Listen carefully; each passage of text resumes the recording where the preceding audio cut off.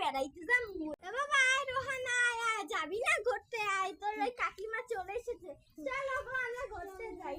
সব কি যে হইতেছে এই গ্রামটা আমি নিজেও জানি। সব এই আমার ছেলে।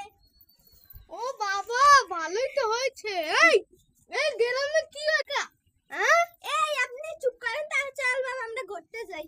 আরে এইগুলা নুপুরিয়া, এই নুপুরিয়া দেখতেই পারি না আমি। শাফিনের মা, এই মাইয়াটা কি সব করছে জামা, মনে হয় গ্রামে মগা গ্রামে নতুন হইছে। আসসালামু আলাইকুম, ভালো আছেন? ওয়ালাইকুম আসসালাম। তুমি কেমন আছো মা? তুমি এসব কি ড্রেস পরছো? তুমি জানো না এটা গ্রাম? এখানে আমি নতুন এসেছি তো আসলে এজন্য। আচ্ছা, এখন থেকে আপনারা যা পড়বেন তাই আমি পড়বো। ঠিক আছে, ভালো থেকো মা। ভালো থেকো। এই আয় রোহান আয়, চল। আমি এসব কি ড্রেস পরলাম যে এত কথা আমাকে শুনিয়ে গেল? হতেও পারে অন্য কিছু হবে, কিন্তু না নাম একটু দেখে আসি। আমি একটু খোঁজ খবর নাও। শাফিনের মা শোন, শাফিনের মা শোন না, চল এই মেয়েটার আর বিষয় চেয়ারম্যানের কাছে বিচার নাই বাবা, চল। চেয়ারম্যান সাহেব বাড়িতে আছে? হ্যাঁ আসো। চেয়ারম্যান সাহেব শোনেন, আমাদের গ্রামে একটা মেয়ে আসছে, কি বিচ্ছিরি বিচ্ছিরি পোশাক পরছে, আপনাকে আর কি বলবো। এখন কি করে, মেয়েরা তো একটা মান সম্মান আছে। যে যাই পড়ুক সবার এই গ্রামে অধিকার। চেয়ারম্যান সাহেব তো কোনো পাত্তাই দিল না। চল বাবা বাড়িতে যাই, তোর বাবা আবার এসে রাগইবে এনেল। গেলি আমার পার কত দাম জানো?